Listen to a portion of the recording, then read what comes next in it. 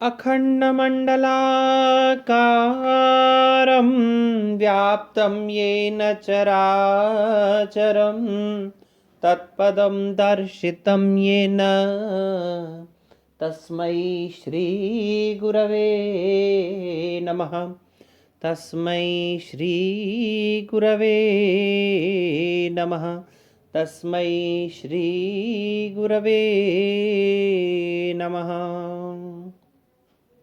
विभाव अनुभाव व्यभिचारी भाव संयोगात रस निष्पत्ति। भरत मुनि के इस रस सूत्र की व्याख्या करते हुए हमने चर्चा की थी कि भट्ट लोलट ने इस रस सूत्र की व्याख्या में अपने एक सिद्धांत का प्रतिपादन किया जिसका नाम उत्पत्तिवाद रहा। उसके पश्चात हमने शंकुक के द्वारा दिए हुए अनुमितिवाद पर भी चर्चा की थी। आज हम भट्ट नायक के इसी रस सूत्र पर आधारित रस सिद्धांत भुक्तिवाद की चर्चा करेंगे। भुक्तिवाद के प्रवर्तक आचार्य भट्ट नायक वस्तुतः सांख्य मत के अनुयायी थे। उनके मत में वास्तविक रसानुभूति सामाजिकों को होती है। ये बहुत अच्छी सी इन्होंने बात कही। भट्ट लोलट ने राम सीता इत्यादि में जो पहले हो चुके हैं उनमें अनुकार्य में रस की उत्पत्ति मानी थी, जबकि शंकुक ने अनुमिति के आधार पर सामाजिकों को ही रस की अनुभूति लेकिन अनुमान के द्वारा मानी। उनसे भिन्न भट्ट नायक ने वास्तविक रूप में रस की अनुभूति सामाजिकों को होती है इस सिद्धांत का प्रतिपादन किया। इन्होंने न प्रतीयते न उत्पद्यते नाभिव्यंजते ऐसा कहकर के क्रमशः शंकुक के, भट्ट लोलट के तथा अभिनव गुप्त के मतों का खंडन करके भुक्तिवाद की स्थापना की।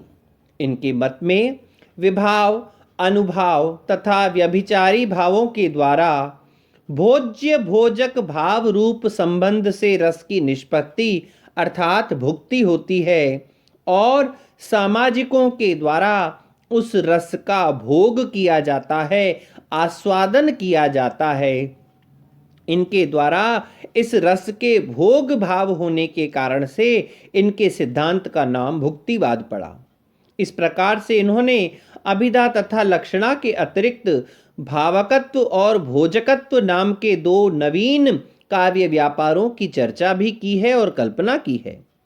इन्होंने भावकत्व नामक व्यापार से काव्यार्थ का, काव्य के अर्थ का साधारणीकरण होता है। तत्पश्चात शब्द का भोजकत्व नामक दूसरा व्यापार सामाजिकों को रस का साक्षात भोग करवाता है। भावकत्व जो है वह काव्यार्थ का साधारणीकरण करता है और भोजकत्व जो है उस रस का भोग करवाता है। मम्मटाचार्य ने इनके मत को इस प्रकार से व्यक्त किया है। न ताटस्थेन न आत्मगतत्वेन रसः न प्रतीयते न उत्पद्यते नाभिव्यंजते अपितु काव्ये नाट्ये च अभिधातः द्वितीयेन विभावादि साधारणीकरण आत्मना भावकत्व व्यापारेण भाव्यमानः स्थायी सत्व उद्रेक प्रकाशानंदमय संवित विश्रांति सतत्वेन भोगेन भुज्यते इति भट्ट नायकः। यह रस जो है न ताटस्थेन न तटस्थ के रूप में न आत्मगतत्वेन न आत्मगत रूप में रसः रस की न प्रतीयते न तो प्रतीति होती है न उत्पद्यते न उत्पत्ति होती है न अभिव्यंज्यते न अभिव्यक्ति होती है। उत्पत्ति बोल करके उत्पद्यते नोत्पद्यते बोल करके उत्पत्तिवाद का खंडन किया, न प्रतीयते बोल करके प्रतीतिवाद का खंडन किया और न अभिव्यंज्यते बोल करके इन्होंने अभिव्यक्तिवाद का भी खंडन किया। किंतु ध्यान दीजिए आगे क्या कहते हैं, अपितु काव्ये नाट्ये च, काव्य में और नाटक में अभिधातः द्वितीयेन, अभिधा से भिन्न द्वितीय, कौन सा द्वितीय है, विभाव आदि साधारणीकरण आत्मना, विभावादि के साधारणीकरण स्वरूप भावकत्व व्यापारेण, भावकत्व नाम के व्यापार से भाव्यमानः साधारणीकृत स्थायी सत्वोद्रेक प्रकाशानंदमय संवित विश्रांति सतत्वेन, साधारणीकृत स्थायी भाव सत्व गुण के उद्रेक से प्रकाश और आनंदमय अनुभूति की स्थिति के समान क्या होता है? भोजकत्व व्यापारेण भोगेन भुज्यते इति, भोजकत्व नाम के व्यापार के द्वारा उसका भोग किया जाता है। यह रस न तो ताटस्थ्य रूप से न आत्मगत रूप से प्रतीत होता है, न उत्पन्न होता है, न अभिव्यक्त होता है, अपितु काव्य में और नाटक में अभिधा से इतर विभाव आदि के साधारणीकरण स्वरूप भावकत्व नाम के व्यापार के द्वारा साधारणीकृत स्थायी भाव सत्व गुण के उद्रेक से प्रकाश और आनंदमय अनुभूति की स्थिति में भोजकत्व व्यापार के द्वारा भोग किया जाता है। अर्थात काव्य के श्रवण तथा नाटक के दर्शन से पहले उसका अर्थ समझ जाता है, फिर भावकत्व व्यापार द्वारा वह भावित किया जाता है, तत्पश्चात सत्वोद्रेक के प्रकाश रूप आनंद का अनुभव होता है। यही वेद्यांतर संपर्क शून्य रस का अनुभव है। बड़ा सुंदर इन्होंने भावकत्व और भोजकत्व नाम के व्यापारों के द्वारा भुक्तिवाद की स्थापना की, और इनके सिद्धांत की सबसे महत्वपूर्ण बात यही है कि इन्होंने रस की अनुभूति सामाजिकों को होती है इस विषय पर विशेष प्रकाश डाला। जैसा कि पूर्ववर्ती दोनों आचार्य ने अपने लक्षण में दिया, वैसा ही विद्वानों ने इनके भी काव्य के इस रस सिद्धांत की आलोचना की। क्या कहा?